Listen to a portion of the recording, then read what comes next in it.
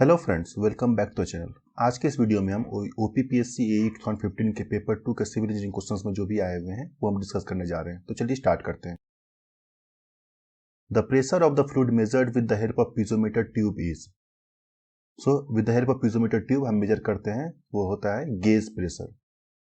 तो gauge pressure क्या होता है? गेज प्रेशर होता है आपका एटमॉस्फेरिक प्रेशर के ऊपर जो भी प्रेशर होता है वो होता है आपका gauge pressure. Okay, next, When a fluid is flowing through a pipe, the velocity of the liquid is.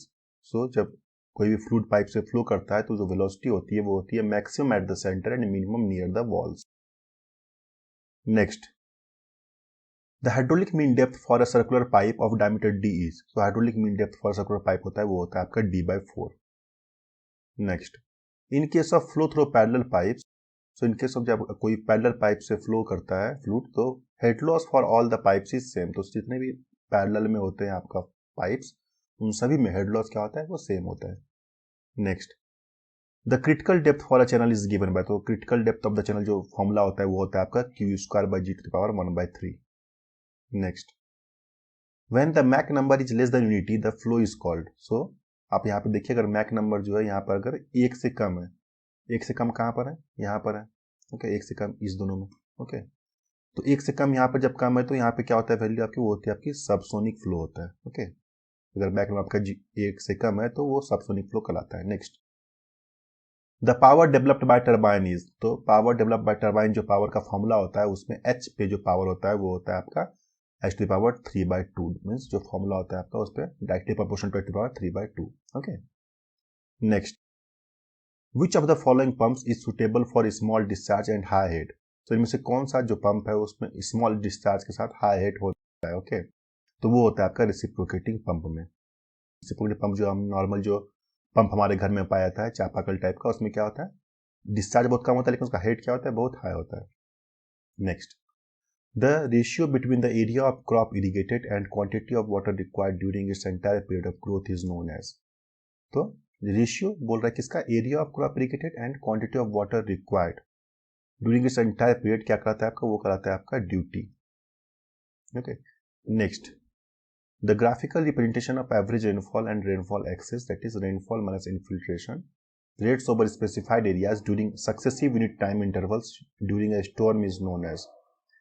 तो इसमें जो ग्राफिकल रिप्रेजेंटेशन जो होता है इसमें एवरेज रेनफॉल और रेनफॉल एक्सेस को हम शो करते हैं वो कहलाता है आपका hyetograph. Next, according to Lacey's equation the scour depth is equal to. Scour depth का जो फॉर्मूला होता है लेसीज इक्वेशन पे, इक्वेशन का क्या होता है? वो होता है आपका 0.47 Q/1/। Next, the phenomenon occurring in an open channel when a rapidly flowing stream abruptly changes to a slowly flowing stream causing a distinct rise of liquid surfaces। तो मान लीजिए कोई रैपिडली फ्लोइंग स्ट्रीम है और वो तो change हो रहा है किसमें? स्लोइंग फ्लोइंग स्ट्रीम में, तो वो क्या कहलाता है? वो कहलाता है आपका hydraulic jump. That phenomenon is called hydraulic jump. Next, dimensions of dynamic viscosity is. तो डायमेंशन ऑफ डायनामिक विस्कोसिटी क्या होता है? वो होता है आपका M inverse L inverse to the power -1। Okay. Next, when a canal is carried over a natural drainage, the structure provided is known as। तो कोई कैनाल जो है वो नेचुरल ड्रेनेज मान लीजिए रिवर के ऊपर से जा रहा है तो वो कौन सा स्ट्रक्चर कहलाता है? वो स्ट्रक्चर कहलाता है आपका aqueduct. Okay, next, the maximum vacuum created at the summit of a siphon is. तो maximum vacuum created at the summit of siphon होता है वो आपका होता है 7.4 metre of water. Next, an ideal flow of a liquid obeys. तो जो ideal flow of the liquid होता है वो कौन सा फॉर्मूला ओबे करता है? वो करता है आपका कंटिन्यूटी इक्वेशन को फॉलो करता है। Right. Next, Reynolds number is the ratio of inertial force and. तो रेनॉल्ड्स नंबर का क्या होता है? Inertial force divided by viscous force. Okay, तो Reynolds number is the inertial force divided by viscous force. Formula क्या होता है? रो VL/μ। यहाँ पे आपको सभी टाइप के नंबर के इक्वेशंस दिए हुए हैं। Next, differential manometers are use to measure. तो डिफरेंशियल मैनोमीटर हम क्यों यूज करते हैं? डिफरेंशियल मैनोमीटर हम यूज करते हैं to measure the difference in pressure at 2 points. Okay, किसी भी 2 पॉइंट पे क्या डिफरेंस ऑफ प्रेशर है इन अ पाइप, दैट हम मेजर करते हैं किस पे? डिफरेंशियल मैनोमीटर से हम मेजर करते हैं। Highest dam in India is, तो हाईएस्ट डैम जो इन इंडिया है वो है आपका Bhakra dam.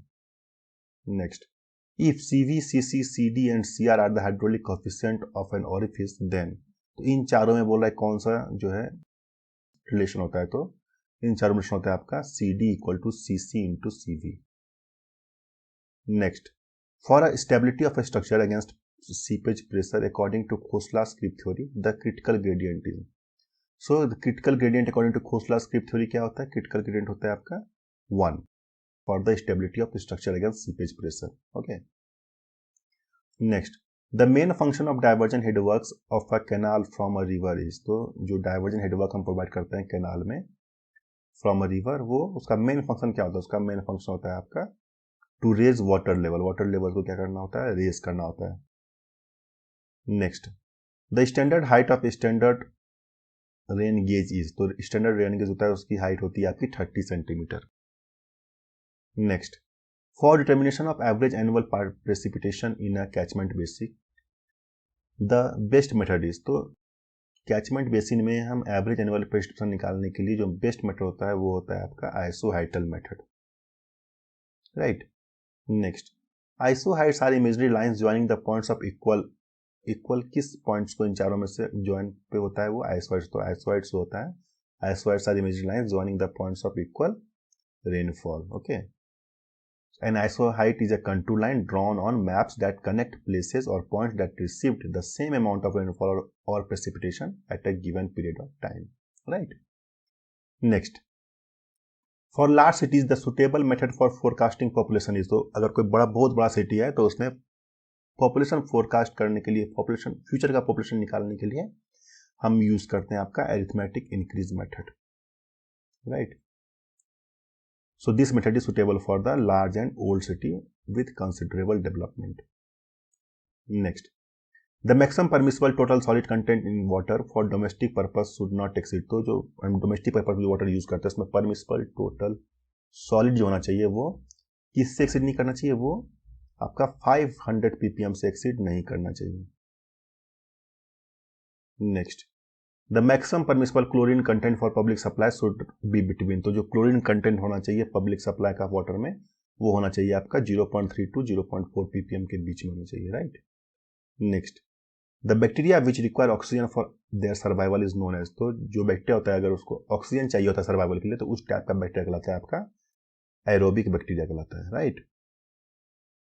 Next, the self cleaning velocity recommended for Indian conditions in order to prevent settling down sewage at the bottom or on the sides of a large sewer is, तो settling velocity, self cleansing velocity जो recommend किया गया Indian condition में वो दिया गया आपका 0.7 metre पर second, right.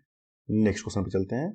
Sludge treatment mainly done in order to, तो स्लज ट्रीटमेंट हम जनरली करते हैं, क्यों हम करते हैं, stabilize the organic matter, destroy the pathogenic bacteria and reduce the water content, इन सभी के लिए हम क्या करते हैं, स्लज ट्रीटमेंट हम करते हैं। Okay, so all of the options are correct.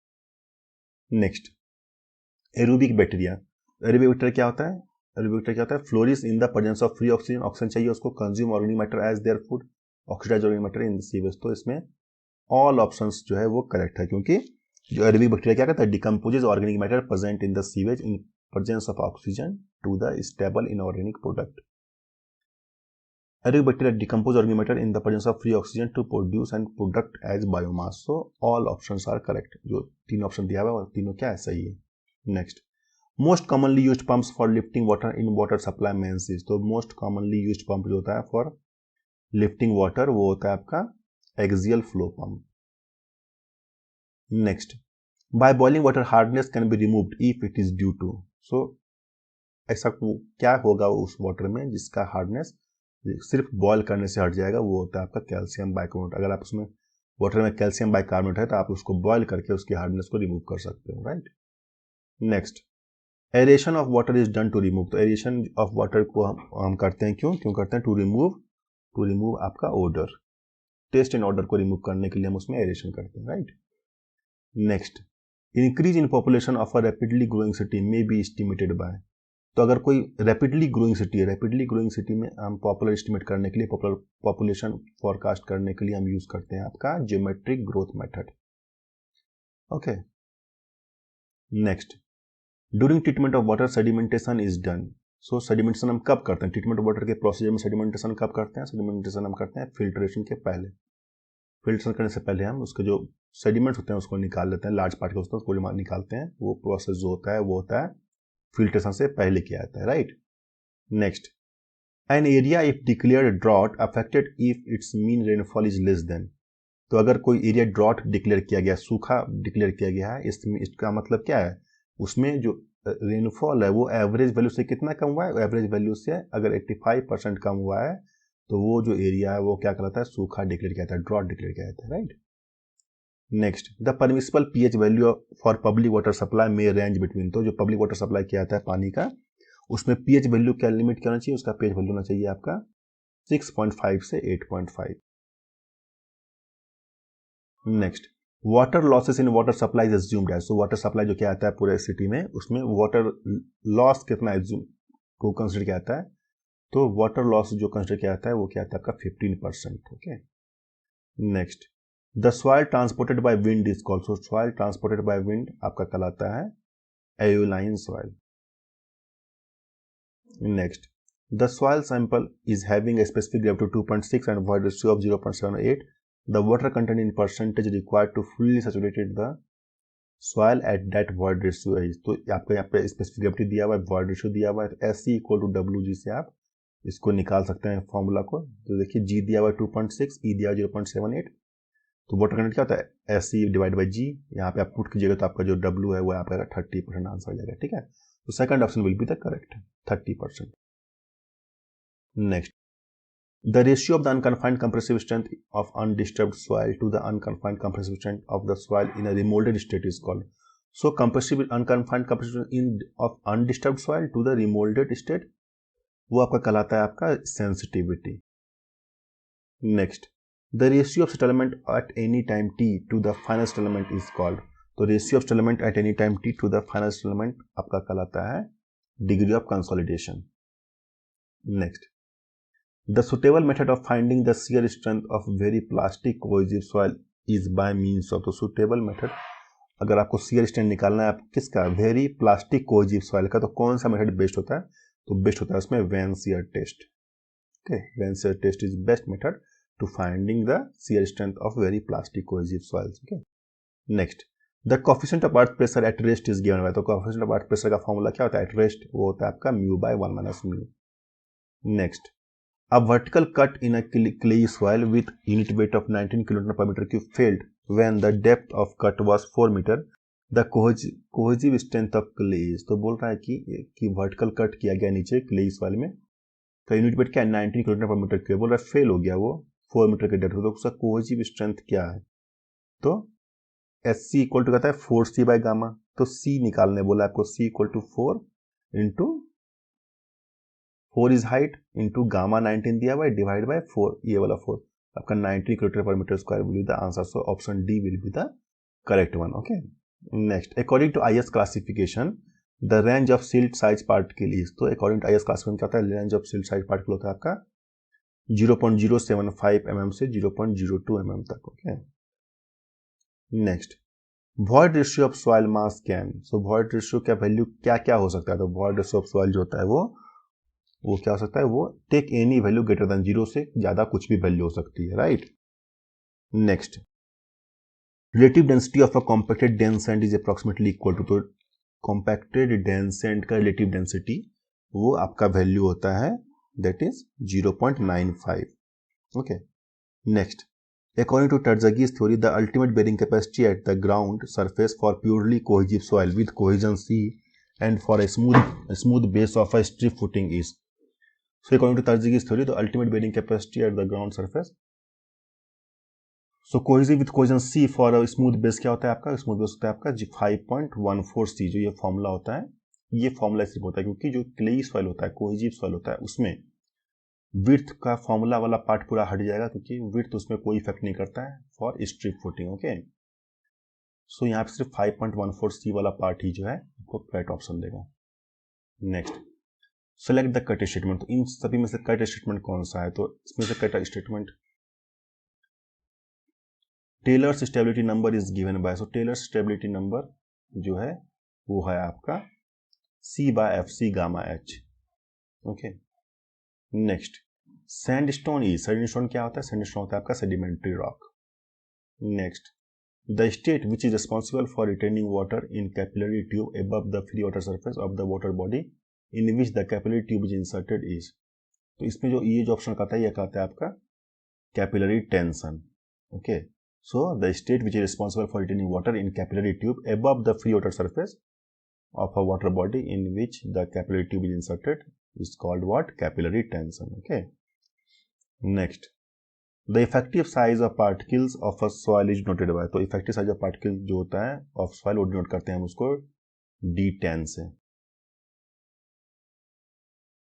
next the ultimate settlement of soil is directly proportional to, तो ultimate settlement of soil होता है वो directly proportional to होता है आपका both 1 and 2 means depth of the compressible soil strata and compressive index, both का directly proportional होता है। next a coarse grained soil has a void ratio 0.75 and specific gravity is 2.75, the critical gradient at which quicksand condition occurs is, तो critical gradient जो हम निकालते हैं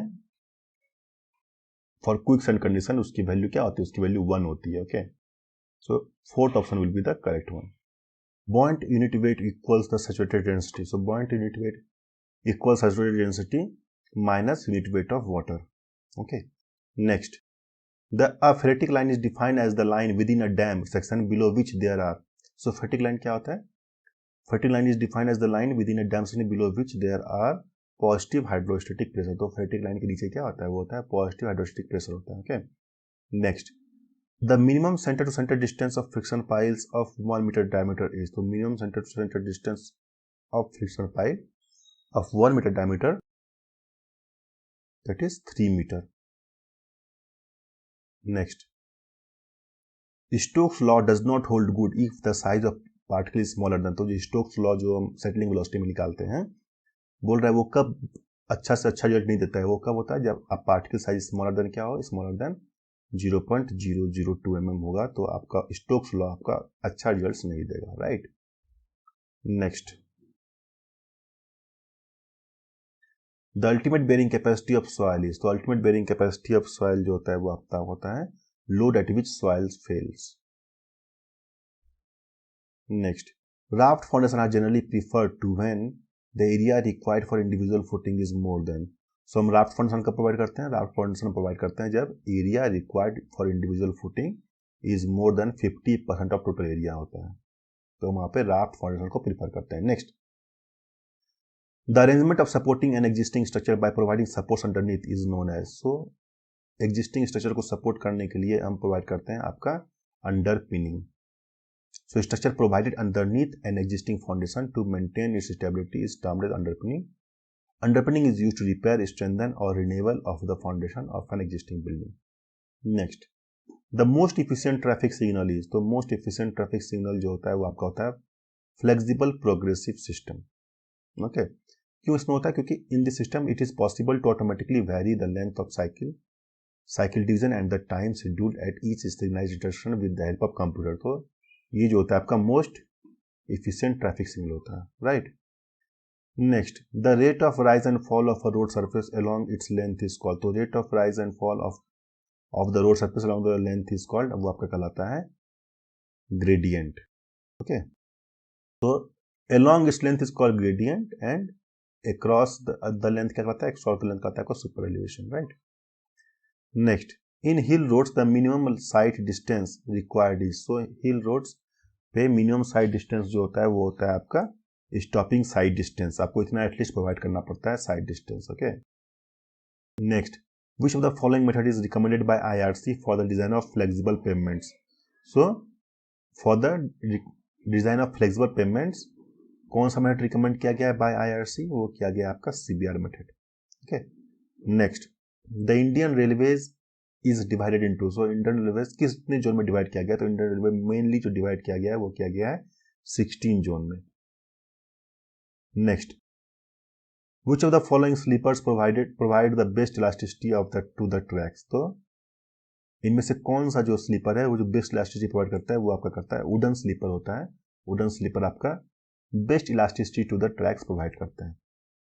next maximum superelevation on hill road should not exceed, तो maximum superelevation on hill road का जो value होता है वो होता है आपका 10% से ज़्यादा नहीं होना चाहिए, ठीक है। Next, the types of transition curve generally provided on hill road is, तो ऑन हिल रोड जो ट्रांजिशन कर्व हम प्रोवाइड करते हैं उसका शेप होता है आपका spiral, okay. Next, the road foundation for modern highways construction was developed by, so जो मॉडर्न हाईवे कंस्ट्रक्शन होता है वो इसके द्वारा डेवलप किया गया, वो आपका किया गया Telford and McAdam simultaneously, okay.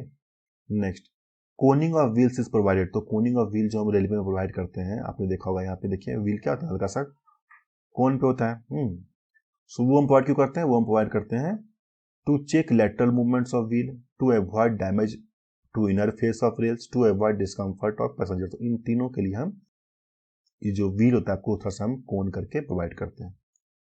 Next, for a vehicle moving with the speed of 80 km/h the brake reaction time in ordinary cases, तो ब्रेक रिएक्शन टाइम जो दिया गया है वो देता है हम कंसिडर करते हैं, वो कंसिडर करते हैं हम 2.5 सेकेंड का। Next, bull headed rails are generally provided on, तो बुल हेडेड रेल्स हम जनरली प्रोवाइड करते हैं कहाँ पर, पॉइंट्स एंड क्रॉसिंग्स पे प्रोवाइड करते हैं, okay. Next, width of vehicles affected the width of, so width of vehicle से क्या इफेक्ट होगा, सो विड्थ ऑफ अगर हम विड्थ ऑफ व्हीकल को बढ़ाएंगे तो क्या होगा, आपको लेंस को आपको बढ़ाना पड़ेगा, शोल्डर्स को बढ़ाना पड़ेगा, पार्किंग स्पेस को बढ़ाना पड़ेगा, okay. All of this will be the affected by using the width of vehicles, okay.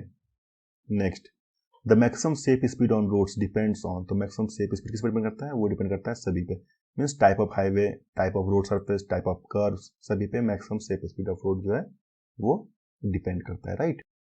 Next, the head of public work department of any Indian state is, तो पीडब्ल्यूडी का head कौन होता है for any state, वो होता है आपका chief engineer.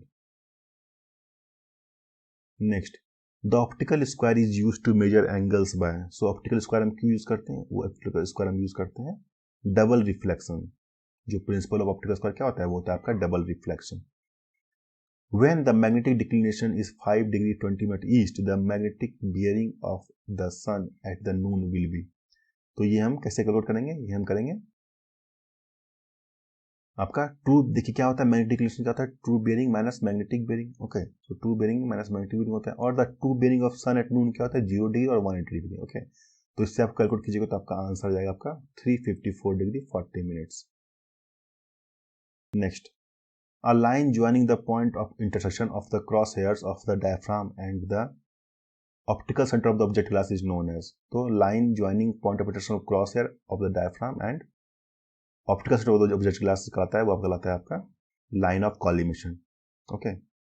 the error which is not completely eliminated in reciprocal leveling is, तो कौन सा error है जो completely eliminated नहीं होता है in case of reciprocal leveling, वो होता है आपका error due to refraction, so error due to refraction आपका कंप्लीटली रिमूव नहीं होता in case of reciprocal levelling, but error due to collimation and error due to curvature आपका क्या होता है कंप्लीटली रिमूव हो जाता है, किसमें, रेसिप्रोकल लेवलिंग में।